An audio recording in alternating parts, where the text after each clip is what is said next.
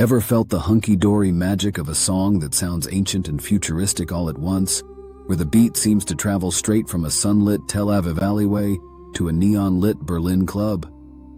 That's the power Ofra Haza unleashed, her voice a bridge, her songs the passport.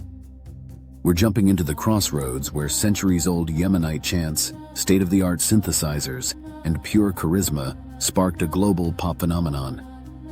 Nin'alu Galbi and Yerushalayim Shel Zahav didn't just cross borders, they dismantled them. Ofra Haza's story begins in Tel Aviv's working-class Hatikva quarter, where she grew up surrounded by Yemenite folk songs and street life.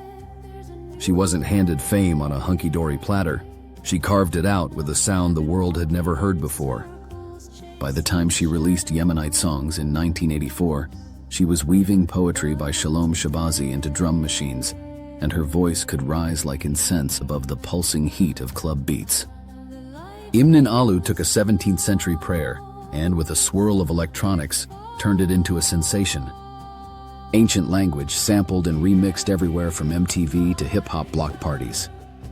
Eric B. and Rakim, Cold Cut, and clubs across Europe couldn't resist its spell. Ofra's improvisations, ululations, trills, and power notes became dancefloor detonators. It was the rare hit that could sound hunky-dory at a family wedding or a rave at sunrise. Galbi doubled down. Hebrew and Yemenite Arabic collide, synths shimmer, and percussion snaps like desert fire.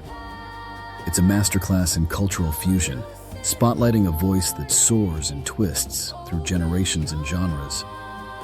In the 80s, Galbi was remixed into clubland, sampled by hip-hop producers, and spun by DJs from Istanbul to Ibiza.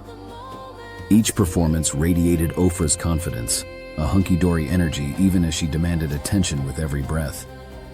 Then comes Yerushalayim Shel Zahav, the golden anthem of Israel. Ofra's version, drenched in emotion and ornamented with Yemenite flourishes, honored tradition while expanding it. She performed it at peace rallies and world stages, a song that could make strangers cry together. When she sang Jerusalem of Gold, history and hope intertwined, reminding us that hunky-dory isn't just a mood, it's the hope that music can truly unite. Ofra Haza wasn't just a singer. She was a cultural ambassador, an innovator, and a voice that called out to every border and barrier. Let's dance.